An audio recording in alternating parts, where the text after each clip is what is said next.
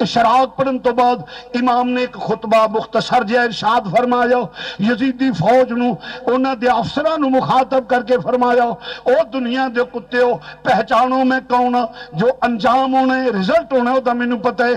اے تمام حجت دے واسطے فرمایا میرا نام حسین ہے، میں اوواں جدا چولہا فرشتے چلاؤندے رہے نے۔ فرمایا میں او حسین ہاں جدا چولہا فرشتے چلاؤندے نہیں، مینوں پیاس لگے تے پھر جنت دے وچوں پیالے آ جاون۔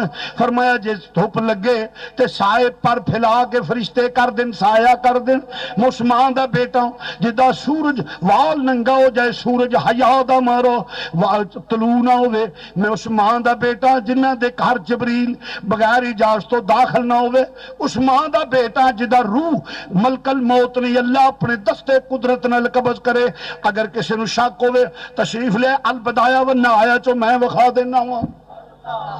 اللہ نے دستے قدرت نال فاطمہ تو زہرہ دا روح قبض کی۔ فرمایا عثمان دا بیٹا ماں جڑی حیا والی ہے، شرما والی ہے، غیرت والی ہے، نبی دے دل دا سکون ہے، جنہوں نبی اپنے جسم دا ٹکڑا یا کے مگر پھر فرمایا پھر اس باپ دا بیٹا، اس باپ دا بیٹا علی مشکل کشا دا بیٹا، حاجت روا اسد اللہ تید اللہ دا بیٹا ماں۔ فرمایا اس مولا کائنات دا بیٹا ماں جنہوں اسد اللہ تید اللہ ہے، اس علی دا بیٹا جنہیں خیبر فتح کیتا ہے، شاہ مرداں شیر یزداں قوت پروردگار، لا فتح الا علی لا سیف الا ذوالفقار۔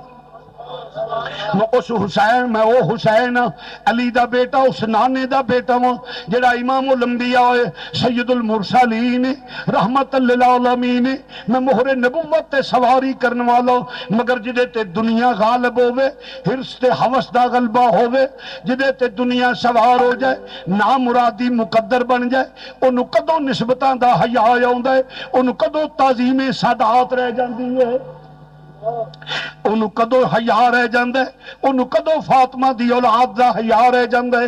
چنانچہ کی ہویا انہیں کہا حسین واضح تقریرانو چھوڑ بیعت کر یا میدان جاؤ۔ فرمایا بیعت تے ہو نہیں سکتی، میں آ رہا ہوں۔ آخر